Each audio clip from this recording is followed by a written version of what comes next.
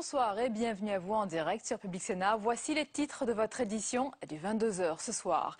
Y a-t-il un pilote dans l'avion Grèce? Après de multiples tentatives, une esquisse de gouvernement serait en train de se former. Alors c'est peut-être une issue à l'impasse politique, mais sur le plan économique, rien ne change.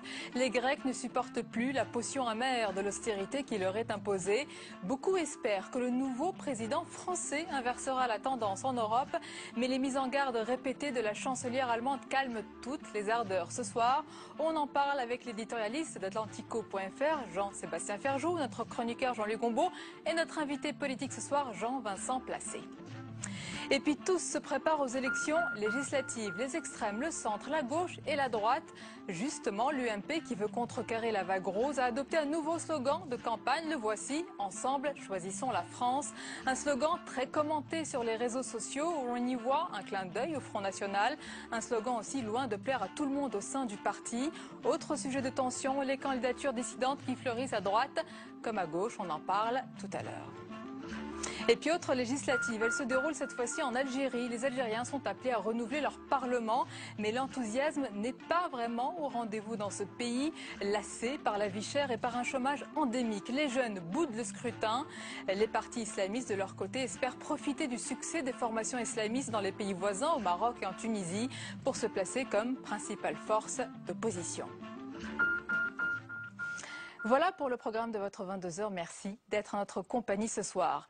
Après la cérémonie du 8 mai, c'est son deuxième acte symbolique en tant que président de la République élue dans les jardins du Luxembourg en présence du président du Sénat, Jean-Pierre Bel, et du ministre de la Culture, Frédéric Mitterrand. François Hollande s'est rendu à la 7e commémoration de l'abolition de l'esclavage. On voit tout cela avec Elisa Bertolomé. Il était attendu. François Hollande poursuit la tradition instaurée en 2005 par Jacques Chirac en assistant ce matin à la cérémonie de commémoration de l'esclavage. Une présence à laquelle tenait le nouveau président. Je considère que même dans cette période où je suis le président élu, mais pas encore le président en fonction, je devais par ma présence marquer tout l'intérêt que je porte à cette manifestation, tout le sens que je lui accorde. À la fois ce travail de mémoire qui a été engagé, mais cette reconnaissance de cette journée en tant que telle, du 10 mai. Un 10 mai de recueillement.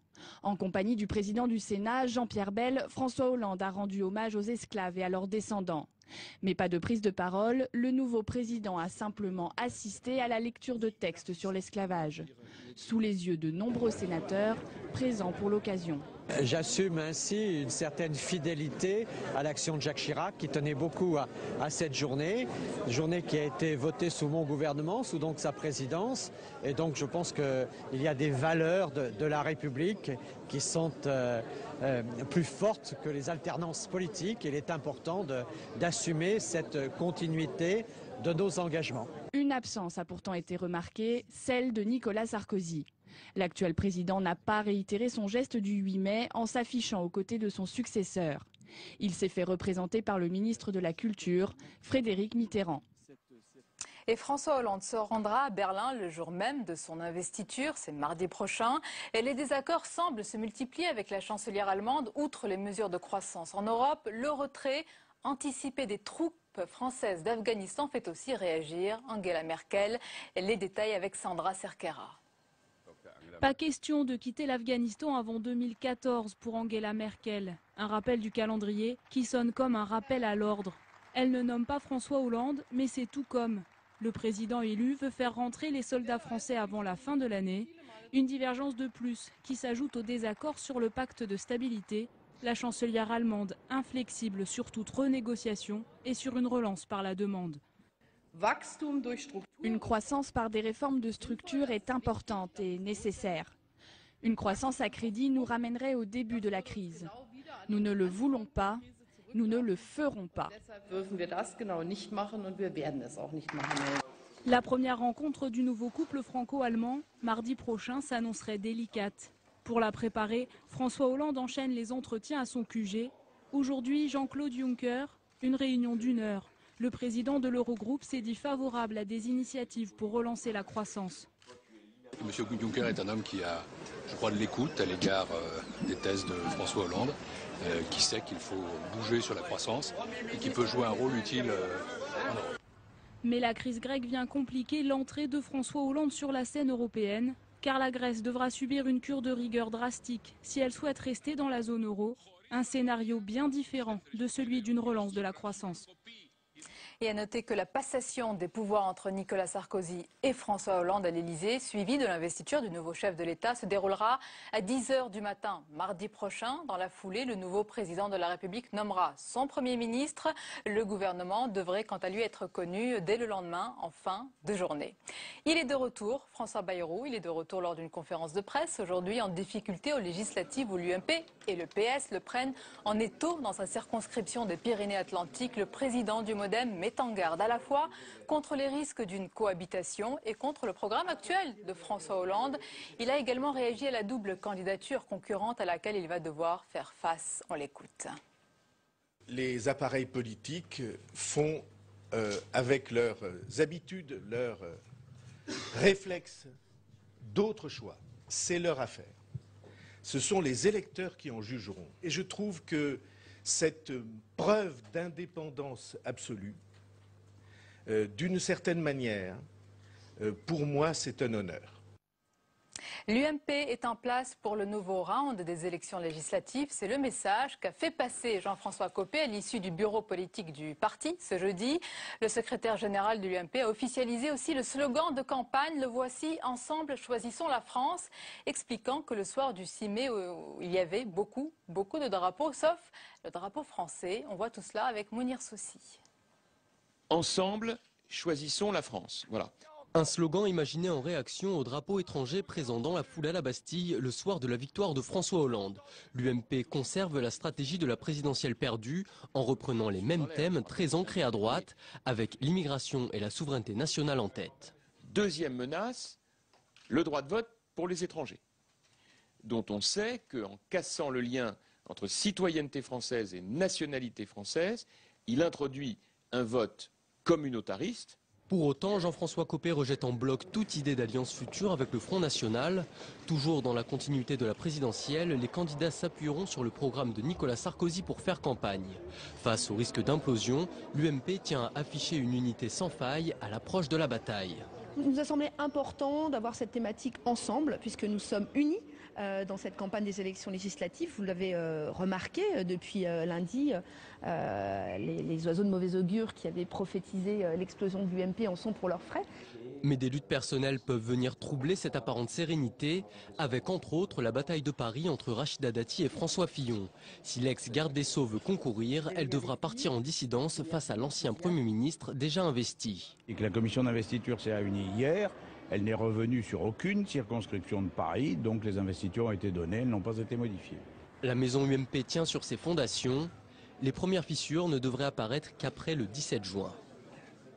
Et pour réagir à cette actualité politique, nos invités ce soir, je vous les présente avec plaisir. Invité politique du 22h, Jean-Vincent Placé, bonsoir. Bonsoir. Et bienvenue à vous, numéro 2 des Verts et président du groupe écologiste au Sénat. Avec nous également Jean-Sébastien Ferjou, bonsoir. Bonsoir. Bienvenue, fondateur et directeur de publication du site Atlantico.fr. Messieurs, parlons d'abord des élections législatives.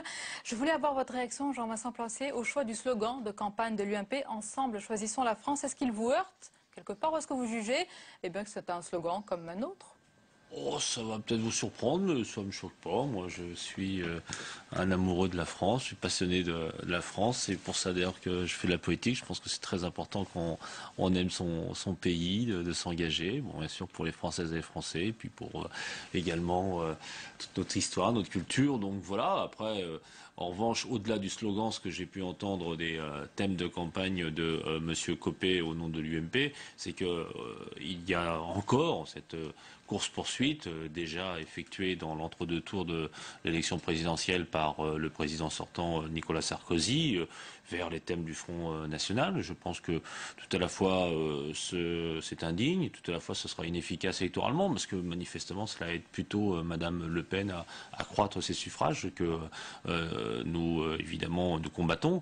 Et puis, la réalité, c'est qu'on devrait plutôt entendre l'UMP sur les questions essentielles que rencontrent, les difficultés que rencontrent nos concitoyens, le chômage, le pouvoir d'achat, les problématiques écologiques, bien sûr, qui nous importent, nous, particulièrement. Copé qui dit également qu'il y avait beaucoup de drapeaux le 6 mai à Place de la Bastille, mais pas de drapeau français. Jean-Sébastien Ferjou, est-ce que c'est un clin d'œil, ouvertement un clin d'œil aux électeurs du Front National ou il n'y faut rien y voir de tel?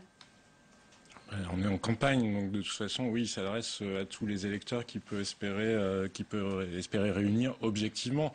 Après, est-ce que c'est une question qui intéresse seulement les électeurs du Front National? C'est là le point. Est-ce que vraiment il n'y a que les électeurs du Front National qui peuvent se sentir, ou questionner en voyant qu'il y avait beaucoup de drapeaux qui n'étaient pas français et surtout très peu de drapeaux français? Parce que le problème n'est pas tant qu'il y ait d'autres drapeaux, c'est surtout la conjonction entre le fait qu'il y ait quasiment aucun drapeau français et beaucoup de drapeaux qui ne soient pas français.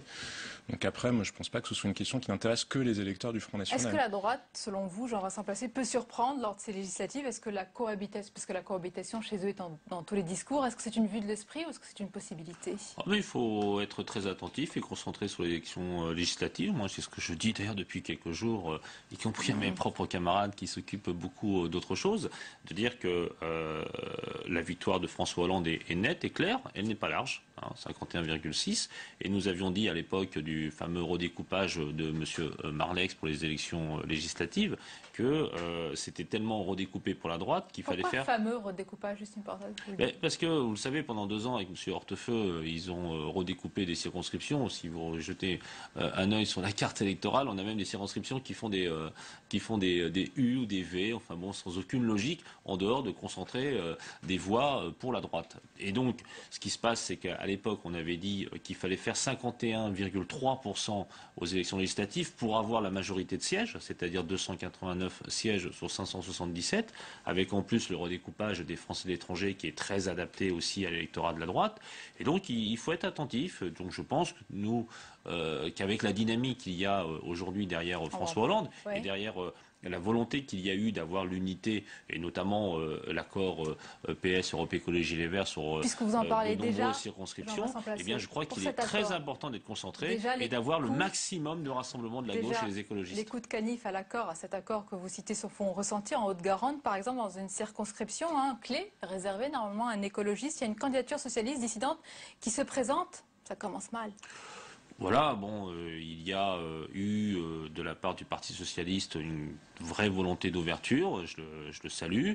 Depuis quelques jours, les très proches de François Hollande, en particulier Stéphane Le Foll, travaillent fortement pour que justement il y ait cette unité, ce rassemblement.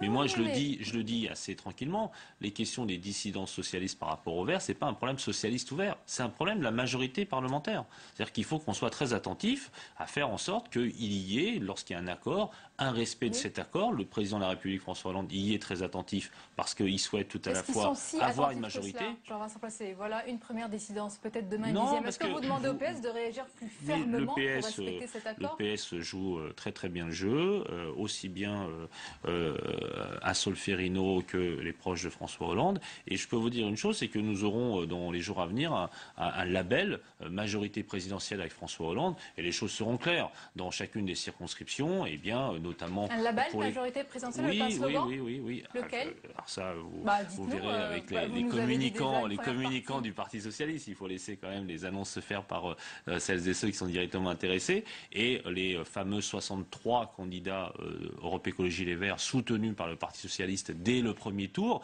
eh bien, seront les candidats de la majorité présidentielle et de François Hollande dans ces circonscriptions. Ces dissidents socialistes, beaucoup de socialistes se regardent avec une loupe les scores des écologistes à la présidentielle. Ils se disent donc qu'ils sont plus à même de gagner eux-mêmes aux législatives à la place des écologistes. C'est logique? C'est logique qu'il se pose la question, oui, parce que je ne sais pas si François Hollande joue le jeu ou s'il le joue, c'est un peu un jeu de dupe, puisqu'on voit bien qu'il y a un certain nombre de circonscriptions qui ne tiendront pas dans l'accord qui était prévu.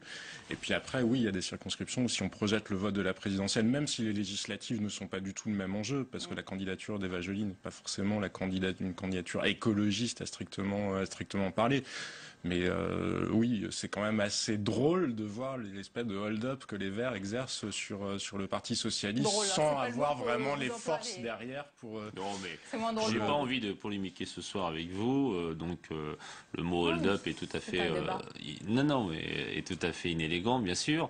Il y a un accord, c'est la politique aussi, on a la diversité. Il y a des victimes consentantes. Il y a un accord et il n'y a pas, je crois, de victimes. Je crois que c'est très important et vous le verrez au regard du premier tour qui aura lieu le 10 juin. Les résultats des écologistes vont progresser nettement par rapport. C'est une apparence, vous le prenez tranquillement, c'est une apparence ou vous le pensez vraiment? Madame Labrousse, vous me voyez particulièrement moi je suis plutôt serein et tranquille. Ça peut vous inquiéter qu'il y ait ces dissidences qui se multiplient simplement? Non, je vous dis, les choses sont claires. Il y aura des candidats dissidents, mais il y en a aussi avec Madame Royal, avec d'autres dirigeants du Parti socialiste. Il y a d'ailleurs bien plus de dissidents, mais je ne sais pas trop pourquoi on s'intéresse seulement aux écologistes. Non, il y a beaucoup de dissidents par rapport aux socialistes, d'ailleurs dans des cas très particuliers, quand il y a des femmes, quand il y a des gens de la diversité. Et c'est vrai que faire en sorte que l'Assemblée nationale ressemble à la France, c'est-à-dire respectueux des différentes sensibilités politiques, parce que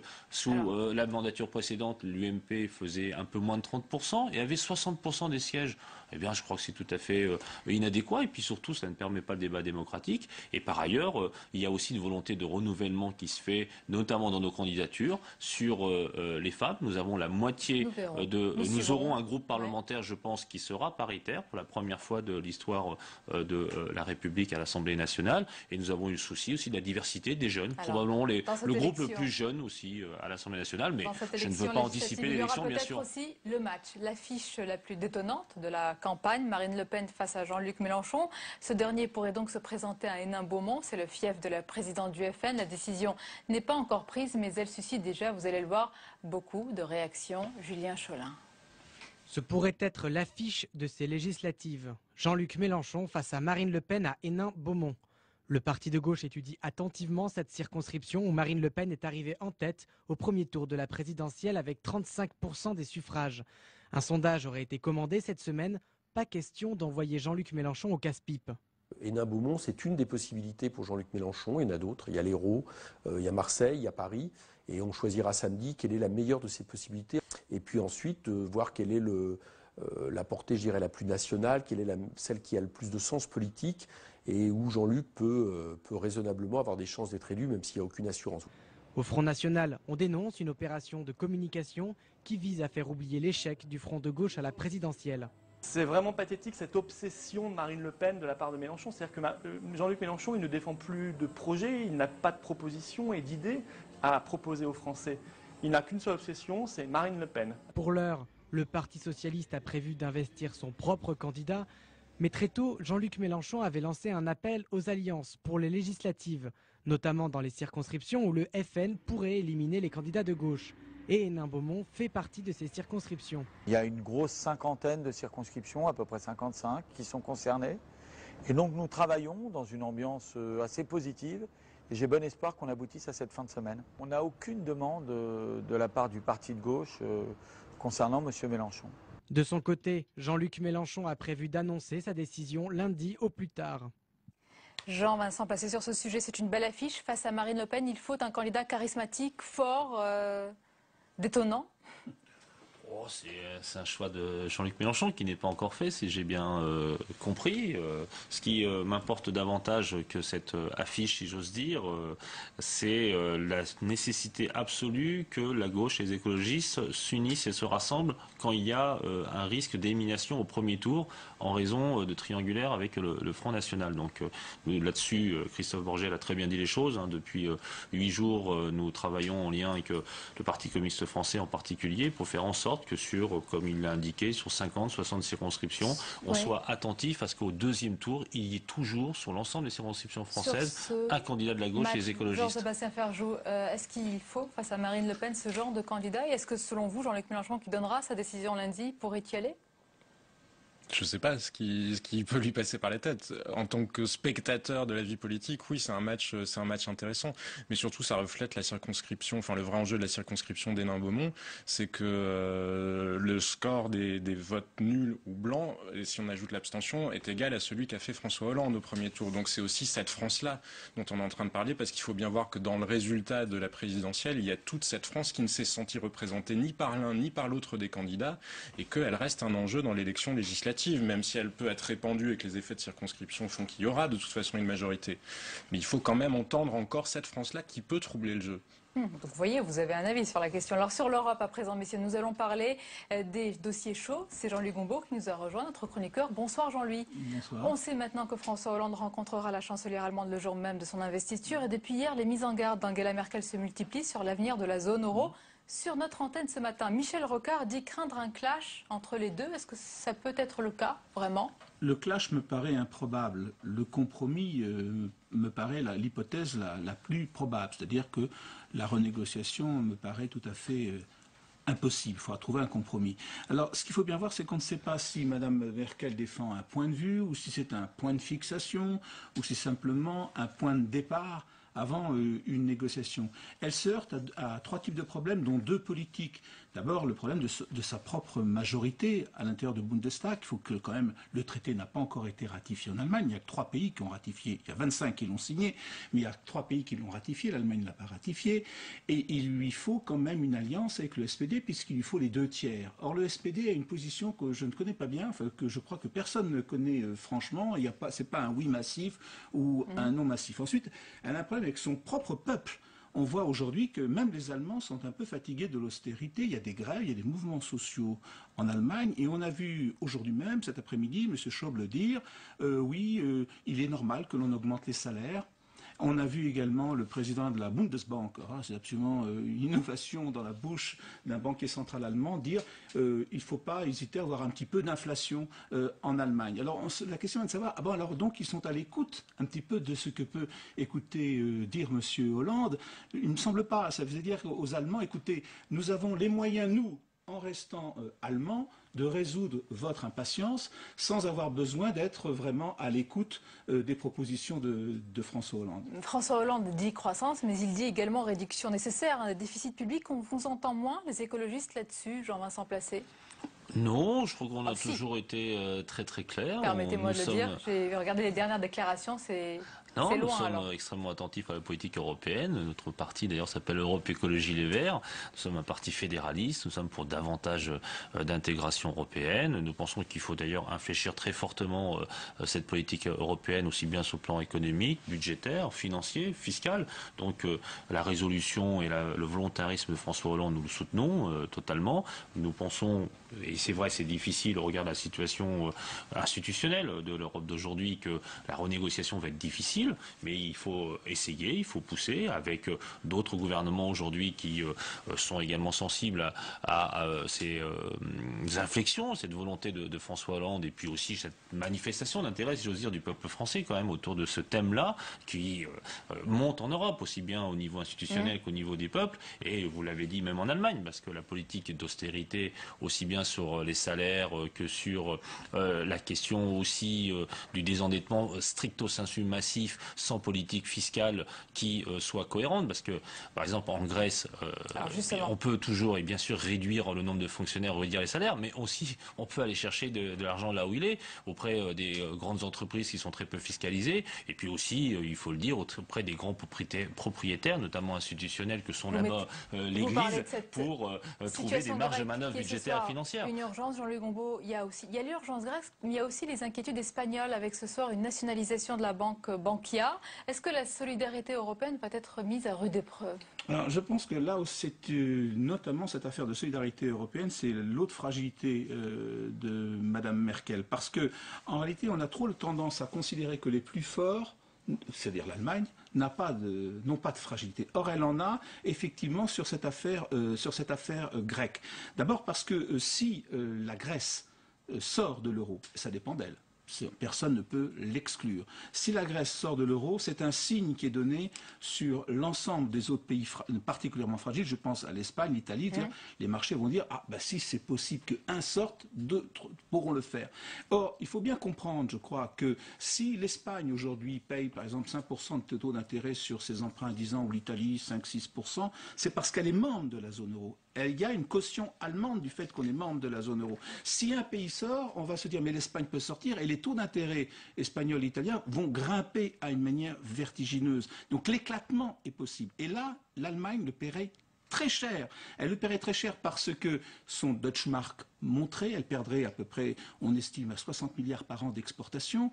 Elle le perdrait parce que les avoirs allemands dans les autres pays européens seraient dévalorisés, ça serait une perte considérable. Donc, elle n'a pas intérêt, elle a même intérêt à ce que ça reste. Jean-Sébastien Ferjou, les Grecs attendent beaucoup du président français. Une journaliste grecque est invitée lundi sur notre plateau l'a dit. Ils attendent désespérément que quelqu'un se dresse contre l'orthodoxie allemande de l'austérité. Est-ce qu'ils peuvent garder bon espoir et espoir en François Hollande ? Je crois que ça dépend de ce qu'on propose aux Allemands et je pense que les Allemands n'accepteront jamais de la relance par de la dépense publique à strictement parler. Donc tout dépend de la relance qui est proposée. Je pense qu'il y a en Allemagne des voix qui commencent à s'élever justement en disant effectivement ne faire que de l'austérité c'est mauvais. Si on faisait de la relance en sachant miser sur des projets industriels qui sont des vrais investissements, parce que la question est dans quoi on l'a fait la relance. Si c'est de la relance de consommation, ça ne sert à rien.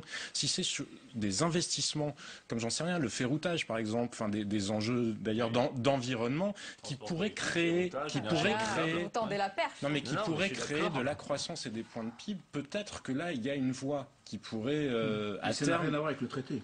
Mais ça n'a rien à voir avec le traité, absolument. Mais oui et non, parce que c'est la question aussi des marges budgétaires. C'est-à-dire que le problème aujourd'hui, c'est que justement, en n'étant que sur la question du désendettement et que sur la question de l'austérité, on ne se donne pas de marge budgétaire sur la politique d'investissement. Et là-dessus, je suis tout à fait d'accord. Et c'est ce que nous-mêmes nous portons. Parce que s'il ne s'agit pas de faire de la dépense publique en termes de relance par la consommation ou par la dépense publique, non, c'est de l'investissement. Nous le portons sur les énergies renouvelables, sur la rénovation des bâtiments, sur les transports collectifs, le ferroutage, sur beaucoup de politiques d'investissement, sur des politiques modernes et écologiques.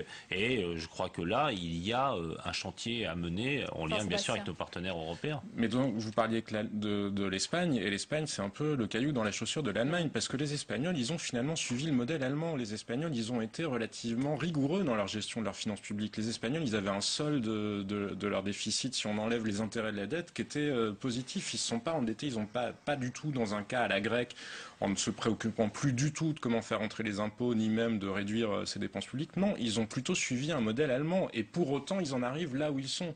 Donc on voit bien que de toute façon, on arrive quand même un peu à une impasse de ce modèle-là. Messieurs et Jean-Vincent Placé, on va finir sur une partie un peu plus politique et sur la scène intérieure. Vous avez exprimé ce matin une forme de mea culpa, regrettant d'avoir trop fait, vous et d'autres, pour l'entrée au gouvernement des écologistes. Qu'est-ce qui vous a fait comprendre ou prendre conscience que c'était peut-être indécent par rapport à vos militants, à vos sympathisants? Quel a été le déclic? Mais on a une difficulté au niveau des écologistes, et que tout à la fois assumer la volonté de prendre des responsabilités est un peu éloigné de, disons, de la culture du parti écologiste. Alors donc non, mais il faut dire les choses telles qu'elles sont. Et donc l'assumer comme nous le faisons, notamment avec l'accord politique avec le Parti socialiste, la volonté de prendre des responsabilités, ça, je trouve ça très positif. Vous êtes sur la voie de la maturité? Oui, mais je crois que c'est très important, parce que tout à la fois le Parti écologiste est fondé sur des revendications territoriales, des grands messages qui étaient plutôt des luttes associatives peut-être. Eh bien là, il faut être dans les institutions, mais il faut être dans les institutions sans montrer... Mais j'imagine que votre ambition reste intacte. Non, mais c'est pas une question d'ambition pour nous. C'est que par exemple sur la question, sur la question du... le mot de la fin. C'est dommage, j'avais plein de choses à dire. Voilà.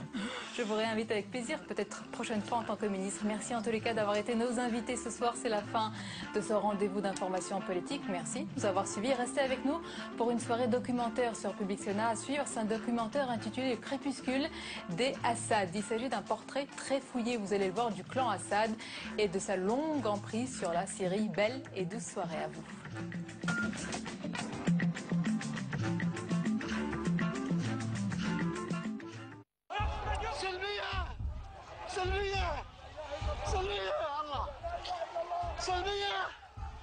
سلمية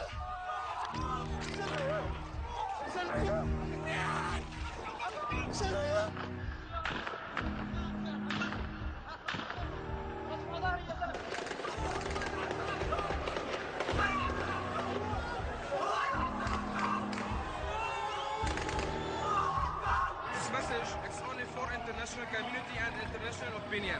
In those days, you make demonstrations to claim our rights, our justice, our freedom. Why they kill us? Why they fired us? And when we make demonstration, why they kill people in Daraa? Why? I asked why, and I want an answer.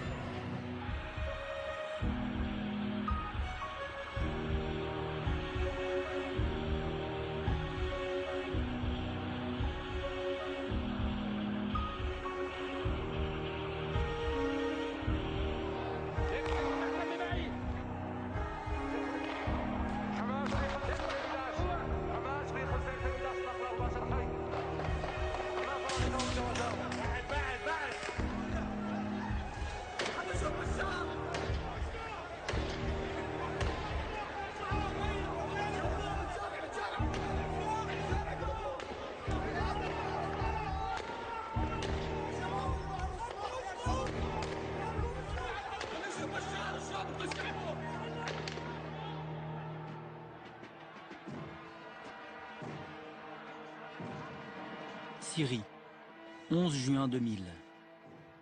Une foule immense envahit Damas. Le président Hafez el-Assad, celui que les grands de ce monde appelaient le lion de Damas, vient de mourir.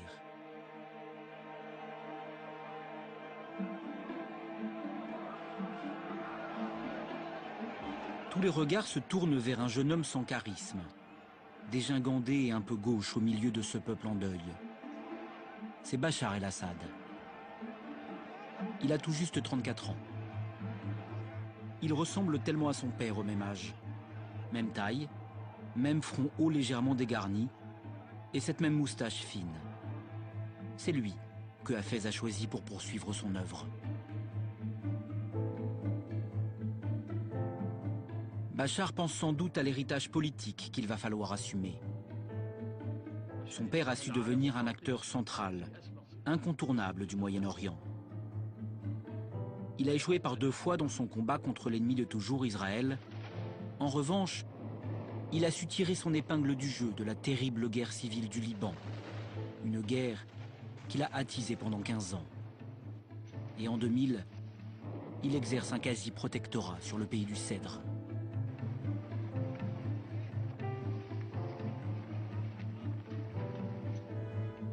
Sur la scène intérieure, Hafez a fait de son pays une des dictatures les plus secrètes et les plus répressives au monde.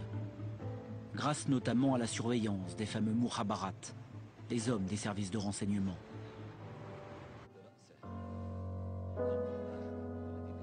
Alors que le corps de son père s'envole pour Kardaa, son village natal, pour y être enterré, Bachar se prépare à prendre la tête du pays.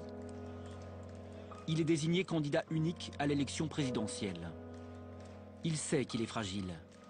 Ce n'était pas lui l'héritier souhaité, mais son grand frère, Bassel. Né en 1965, Bachar est le 3e des 5 enfants de Hafez et le seul des 4 fils à ne pas avoir choisi une carrière militaire. Il a préféré devenir médecin. Lors d'une interview accordée à une chaîne de télévision française en 2009, il parlait de